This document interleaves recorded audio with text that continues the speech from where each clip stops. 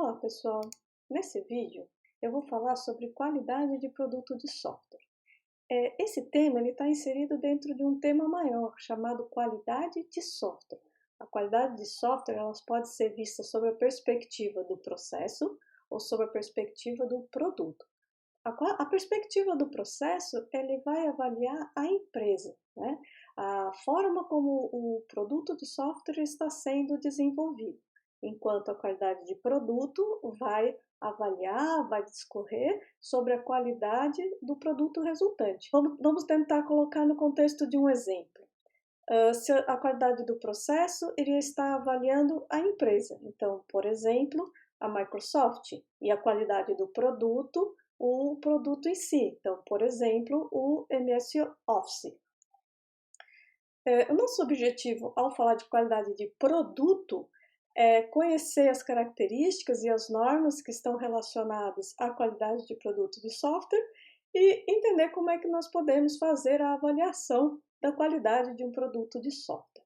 Esse tema vai estar dividido em duas partes, em que nós vamos, nesse vídeo, discorrer sobre as características de qualidade de produto de software e as normas que estão relacionadas a essas características. Né? Então, inicialmente, vamos entender o que é qualidade. Né? E aí eu trago aqui para vocês 6 modelos de carro. Se eu perguntar para vocês qual desses carros é o que tem a maior qualidade, talvez a tendência de alguns fosse dizer, o de Fórmula 1, né? Imagina, ele tem a tecnologia mais de ponta. Mas eu não consigo levar meu filho para a escola com esse carro, porque se chove, a gente vai se molhar. Eu não tenho onde colocar, porque só cabe um passageiro. E imagina, se eu precisar dar ré, alguém vai ter que me empurrar. Como assim esse carro é um carro de qualidade? Né? Mas a qualidade, ele é relativo. Né? Então, ele vai depender do contexto, para qual é a finalidade, quem são os usuários. Então, a gente sempre tem que entender a qualidade como um conceito relativo dentro de um contexto. Tá? Então, para que eu quero o carro? Eu quero o carro para fazer trilha, então talvez a primeira opção seja o melhor carro para mim.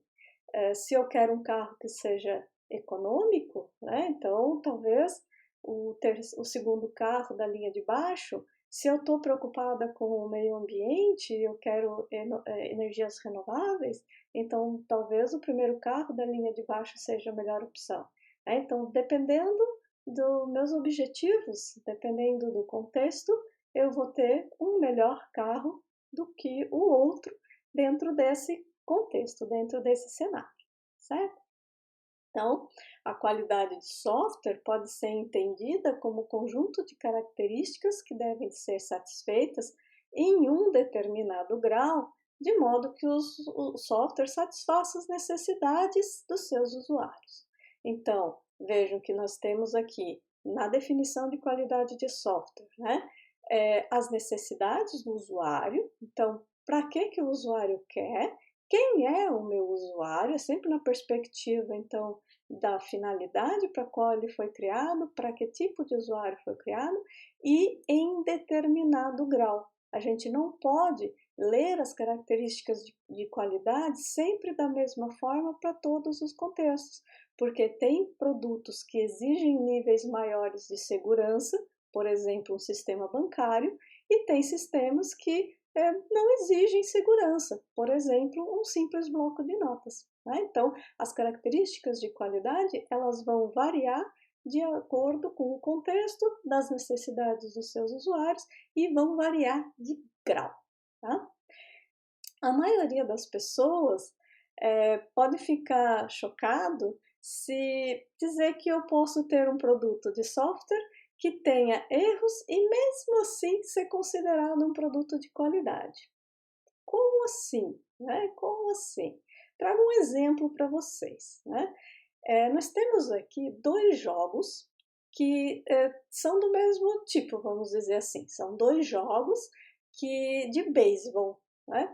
Mas veja como o jogo aqui de baixo, ele aparentemente eles têm um erro. Poxa, o bonequinho está faltando o braço dele, né? Poxa, então esse software não é de qualidade, está faltando um braço, olha a qualidade gráfica desse jogo aqui, né? Mas quem é o meu usuário e o que ele busca com esse produto de software, né? Se eu entender que o meu usuário só quer brincar, só quer se divertir, e ele tem algumas restrições em relação a manipular um joystick com muitos botões, muitos comandos, talvez esse produto aqui, que apesar de ter uma qualidade gráfica incrível, tenha um dispositivo para interagir que não seja o mais adequado para esse tipo de usuário. Ele está buscando diversão e com uma interação simples. Então, se o bonequinho não apresenta um braço, isso não é um problema para ele, pois ele vai estar se divertindo porque ele vai estar conseguindo jogar, né? Então, eu posso ter pequenos defeitos, né? Eu posso ter problemas no produto e isso não necessariamente comprometer a qualidade desse produto, certo? Então, vamos estudar agora um pouquinho, que nós já entendemos o conceito de qualidade dentro do contexto de produto de software, e vamos entender, vamos conhecer um pouquinho as normas que estão relacionadas à qualidade de produto de software. Então, em relação à qualidade de produto de software, nós tivemos originalmente 3 normas ISO que tratavam da qualidade de produto de software. Posteriormente, essas normas elas passaram a fazer parte de uma norma ISO 25000, ou seja, elas foram trabalhadas num outro contexto para que elas estivessem mais integradas, né? Então, a norma ISO 14598 depois veio a fazer parte da ISO 25000. Ela trata especificamente do processo de avaliação de um produto de software. Já a ISO 12119, ela trata da avaliação de produtos de software do tipo de prateleira, né? Aqueles produtos que são distribuídos igual para todo mundo. E a ISO 9126, ela apresenta então as características e subcaracterísticas que definem o que é um produto de qualidade, né? Quais são as características e subcaracterísticas que definem a qualidade de um produto. Então, a Square, que é a ISO 25000, ela unificou a ISO 9126 com a 14598, sendo que diferentes partes da ISO, da ISO 25000, encamparam, né, aspectos dessas ISOs anteriores. Por que eu estou falando das ISOs anteriores e das novas ISOs? Porque a gente ainda encontra bastante referências, né, pessoal, ainda falando das ISOs anteriores, apesar da Square, da 25000, já ter aí um bom tempo tendo substituído as anteriores, né. Bom, então vou falar um pouquinho da 25010. A 25010, ela substituiu, ou ela tem na sua essência, a 9126, que trata especificamente, então, das características e subcaracterísticas de qualidade de um produto. Então, nós temos aqui, cada círculo desses é uma característica, que é essa palavra maior que está aqui em cima. E embaixo, nos pontinhos, nos itens, estão as subcaracterísticas. Então, a ISO 25010 define funcionalidade, performance, operacionalidade, segurança, confiabilidade, compatibilidade, manutenibilidade e transferabilidade como as características de um bom produto de software. Tá? Bom, a funcionalidade é entendida pela ISO, então, com as subcaracterísticas, acurácia e adequação. O produto tem que ser adequado às necessidades do usuário. Então, por exemplo, um editor de texto é adequado que ele possa digitar um texto, imprimir um texto, configurar a fonte desse texto. E a acurácia é do resultado observado ele ser exato, ele ser correto, ele ser preciso. Então, se eu estou fazendo um pedido Será que a soma do valor final desse pedido está exato, está correto e está preciso? A performance e a eficiência, elas tratam da questão do comportamento em relação ao tempo e à utilização de recursos. Então, ela vai avaliar o tempo de resposta desse produto e a quantidade de recursos que esse produto consome para poder executar as suas funcionalidades. Já a operacionalidade, na 9126 era usabilidade, né? Ele trata então das características que tornam esse produto fácil de ser utilizado. Né? Então, a facilidade de você reconhecer, né? De você olhar um ícone e reconhecer o que aquele ícone faz. Né? Então, eu vejo uma impressora e eu pressuponho que eu aperto ali e eu vou conseguir imprimir, né? Então eu reconheço que ali é a função de impressão. A facilidade de você aprender a utilizar um software, então uma vez que eu descobri como fazer algo, eu consigo numa segunda, terceira, quarta vez que eu preciso, achar rapidamente, conseguir fazer rapidamente esta funcionalidade. Né? A facilidade de operar e controlar este produto de software, né? Então, de eu saber o que está acontecendo, de eu conseguir cancelar uma operação, de eu conseguir voltar a algo que eu fiz errado. A facilidade de você obter uma ajuda caso você não consiga identificar como fazer uma ação que você precisa. A atratividade desse produto, né? Então, se a forma que ele se apresenta está atrativa e adequada para aquele público, imaginem um produto para uma criança e um produto para uso comercial do dia a dia. Eles têm atratividades diferentes, né? A criança espera cor, espera música, espera animação. Um produto de produtividade em que eu trabalho muitas horas olhando esse produto, se tiver música, se tiver animação, ele não vai estar adequado para mim. Né? Então eu tenho que estar fazendo produtos atrativos para cada contexto, para cada público-alvo.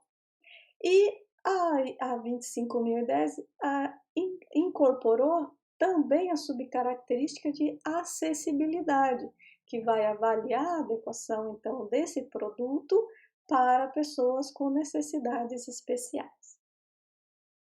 Outra característica é a segurança. A segurança, então, vai ter como subcaracterísticas a confidencialidade, a integridade, a contestabilidade, a responsabilidade, a autenticidade, né? Então, se as informações que são de acesso privilegiado, elas estão sendo mantidas de forma a não ter acessos não autorizados, de os dados estarem íntegros, né? Uma vez que eu fiz um acesso naquele produto e eu fiz alguma alteração, essa informação ela se mantém. Eu não consigo dizer que algo que eu fiz eu não fiz, né? Então, e eu tenho autenticidade, né? Eu sei quem é o sujeito que está executando as ações. Confiabilidade, né? Então, quando a gente diz como que um produto que tem erros, mesmo assim pode ser considerado um produto de qualidade, porque a ISO entende a questão da confiabilidade dentro de 3 subcaracterísticas: disponibilidade, tolerância a falhas e recuperabilidade. A disponibilidade é o quanto que esse produto está disponível para uso. Ou seja, um problema que eventualmente acontece, vamos dizer que aconteceu durante um ano uma vez, não necessariamente torna aquele produto ruim. Né? E em acontecendo esse problema, como é que o software se comporta? Né? Ou seja, ele parou de funcionar, ele travou a máquina, o usuário perdeu tudo que ele tinha feito, ou simplesmente ele apresentou uma falha, você apertou um botão e ele se recuperou, né? Que é a terceira subcaracterística, recuperabilidade, né? E você seguiu utilizando normalmente. Então a gente tem que ver é a frequência em que o erro acontece, qual é a tolerância do sistema a esse erro, né? O quanto que você eventualmente tem os seus trabalhos perdidos, ou o quanto que o sistema se recupera e você segue trabalhando. Então veja que o fato do braço não estar aparecendo, ele não traz um transtorno para o usuário, ele não está perdendo nenhuma informação. Então, acaba que, mesmo assim, o software pode ser considerado é, é, confiável, né? Porque ele consegue jogar normalmente. A compatibilidade está relacionado com a coexistência desse produto com outros produtos? Será que ao instalar esse produto, ao utilizar esse produto, outros produtos param de funcionar? A interoperabilidade, se o teu produto precisa interagir com outros produtos, se isso se dá de uma maneira adequada, e o quanto que esse produto pode substituir um outro sistema que tenha o mesmo propósito. E, por fim, a manutenibilidade. A manutenibilidade é a única característica da ISO que está relacionada ao código-fonte, né? A forma como esse produto foi desenvolvido, quão fácil é dar manutenção nesse produto.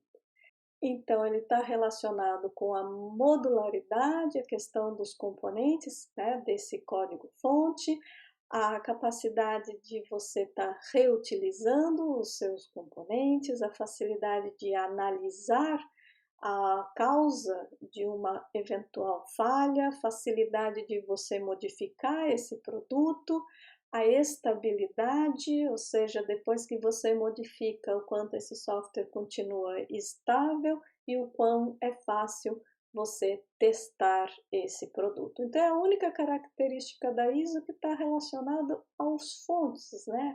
Vejo que todas as outras características eu consigo avaliar como uma caixa preta, simplesmente executando esse produto.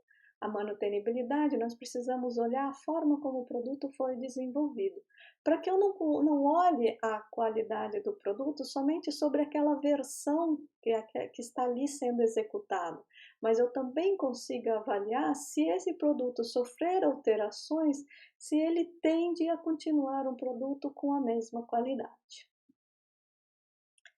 E temos a transferabilidade, que é a capacidade desse software se adaptar a diferentes ambientes, a facilidade dele ser instalado, caso ele precise de uma instalação, e a portabilidade, né, de eu levar, né, de um ambiente para outro. Então, por exemplo, será que esse produto que roda sobre a web, ele roda em vários navegadores, ele está adaptado a diferentes ambientes? Então, vejam que a ISO considera muitas características e subcaracterísticas relacionadas ao conceito de qualidade. Eu trago aqui alguns exemplos que já identifiquei no período que eu trabalhava fazendo avaliação de qualidade de produto. Então, vejam esse primeiro exemplo aqui. Nós estamos considerando o contexto de um mesmo produto de software em que ele apresenta a mensagem de atualizado com sucesso com ícones diferentes. Isso daqui nos traz um problema de operacionalidade. Não é fácil de reconhecer a mensagem de sucesso porque eu tenho ícones diferentes, labels diferentes, identificando a mesma ação. Vejam esse outro problema em que eu estou fazendo um pedido de compra e foi colocada uma quantidade bastante grande de itens a serem comprados, né? Então, e ao entrar nessa quantidade enorme de itens, ele me apresenta uma mensagem. Ok, que não seja possível comprar, só que essa mensagem, ela não deveria vir numa linguagem que não é própria para o usuário. Quem está fazendo um pedido de compra talvez não saiba o que seja um ponto flutuante. Se o software está em português, a mensagem também deveria vir em português e numa linguagem adequada ao seu entendimento. Vejam esse caso em que eu estou fazendo um cadastro de cliente. não identifico na tela quais são os campos que são obrigatórios a serem preenchidos. Então, eu tento salvar este novo cliente de código 231 e ele diz que o campo descrição não pode estar em branco, né? Que ele deve ser preenchido. Agora, onde está o campo descrição? Então, se você começar a clicar nesses itens aqui que seriam abas, lá em contatos você vai encontrar um campo descrição. Mas veja como é difícil reconhecer isso, veja como é difícil aprender a fazer esse cadastro de clientes. Depois, ele diz que o campo telefone principal não possui um valor. E, novamente, o campo telefone principal não aparece nessa interface. E, de novo, se eu entrar lá nos dados finais, eu vou encontrar um campo fone, que não é compatível com o label que está aqui na nossa mensagem. Ele fala em telefone principal e depois o campo é identificado como fone. Difícil de aprender, difícil de identificar o uso. Vejam esse produto em que ele me apresenta uma mensagem de erro em vermelho, ele me apresenta um código que não me diz nada, DBC0018, e diz que o campo val deve ter um valor. Olha, qual é o campo val? Eu posso inferir que talvez seja o campo valor, mas essa informação não está direta. E aí depois, para fechar, eu tenho que digitar 4 dígitos. Por quê? Normalmente eu dou um Enter, né? Então isso vai fazer o meu uso ser mais demorado, mais difícil. Então, será que é apropriado esse tipo de mensagem de erro para o usuário? Vejam este outro exemplo. Estou fazendo um cadastro e ele pede o sexo da pessoa que está sendo cadastrada e o sexo é F, M ou J. J talvez seja um pouco difícil de identificar o que seria o J, né, num cadastro de cliente.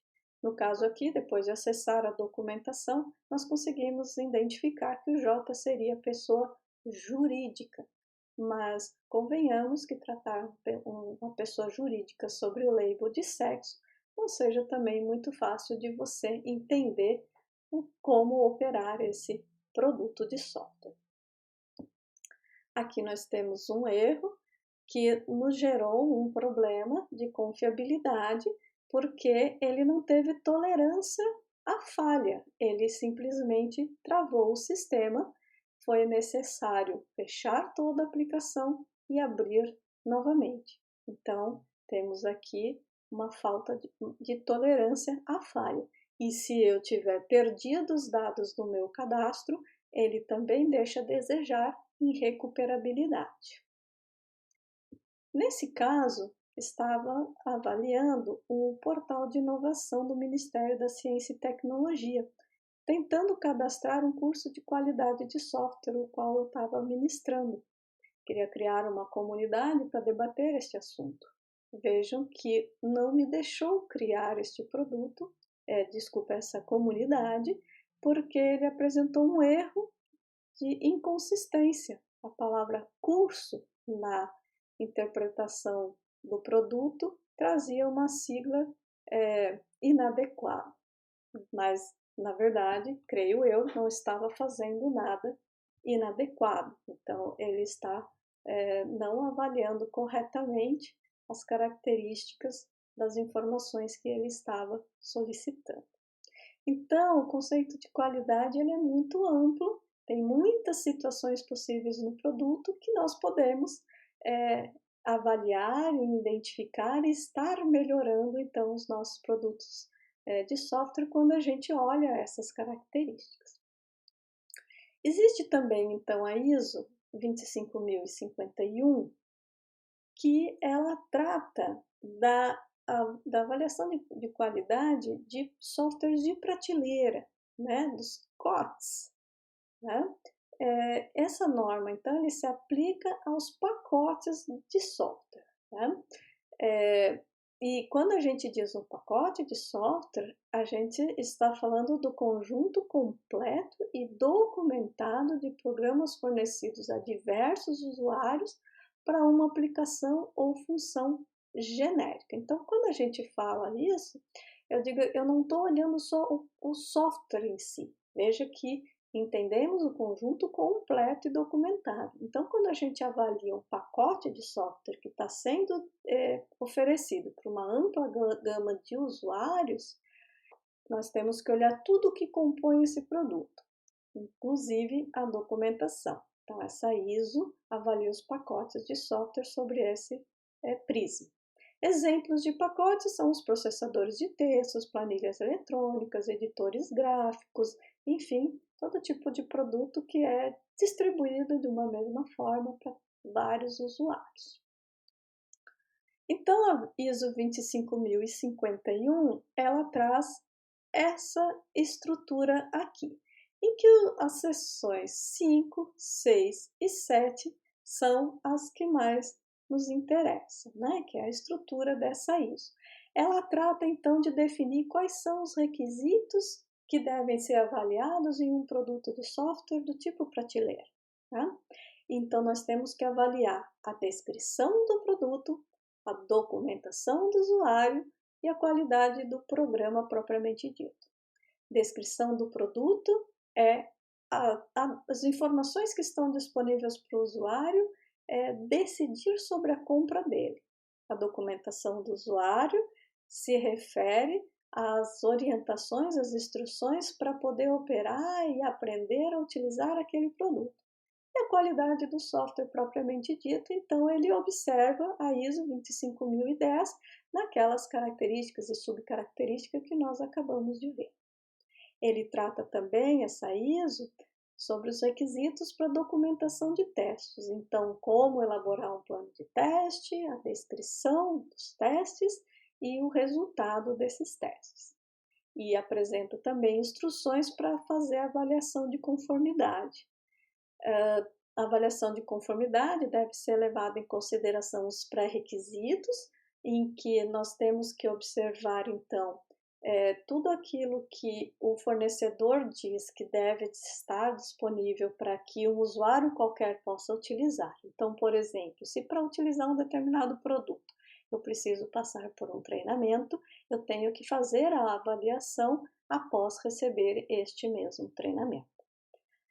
Ele descreve as atividades de teste, ele descreve o processo para avaliação por terceiros, então se um terceiro quiser avaliar, testar esse produto de software, como deve ser o formato de um relatório de testes e também orienta sobre os testes para acompanhamento.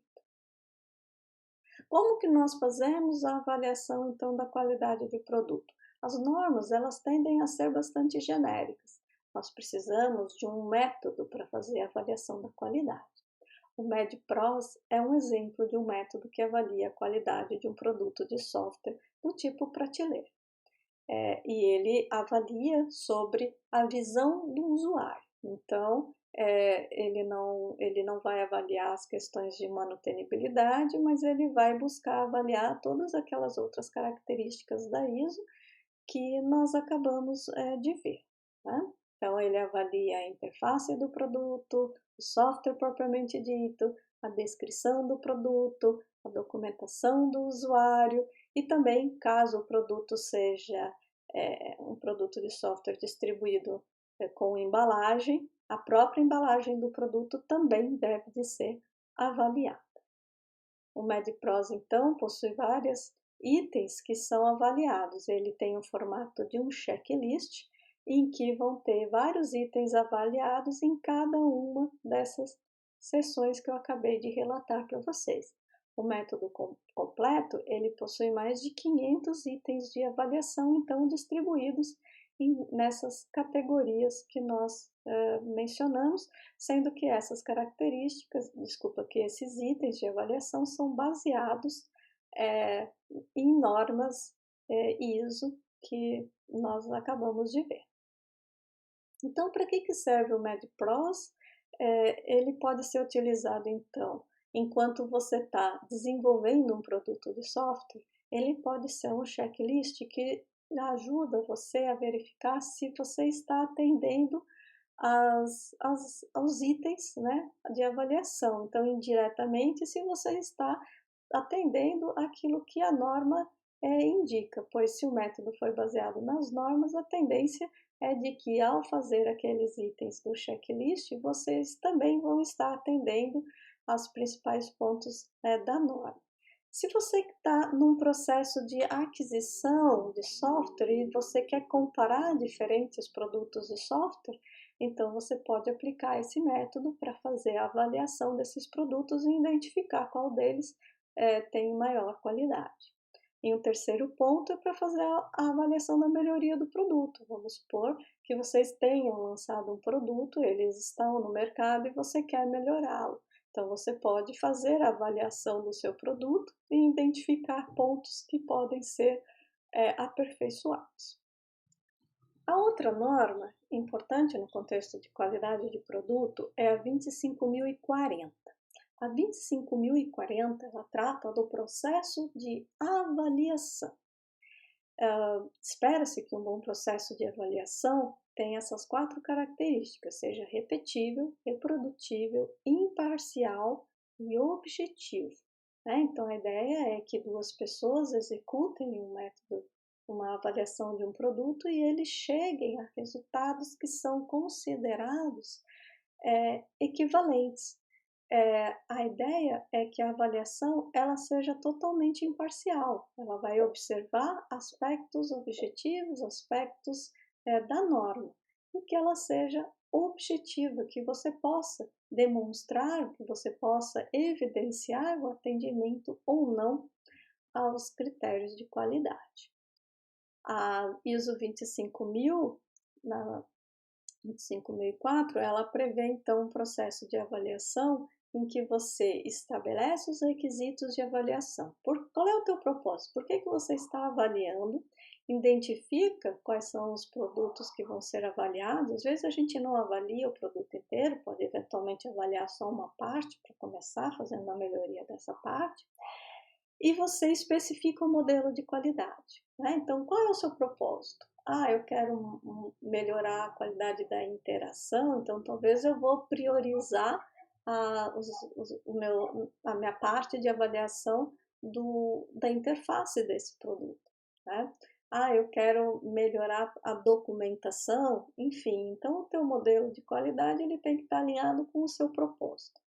Aí você especifica, né, seleciona quais são as medidas, como que você vai avaliar cada item do seu modelo, né? Podendo estabelecer, caso você deseje, pontuação para essas medidas, de forma que no final você tenha um total de pontos para o seu produto. Se você quiser comparar os 2 produtos, se o teu propósito é fazer uma comparação, então é adequado você ter uma pontuação que você possa comparar no final. E estabelece, então, os critérios de julgamento, né? Então, quais vão ser os itens a serem avaliados e de que forma esses itens, quais são os critérios de avaliação para cada um dos itens.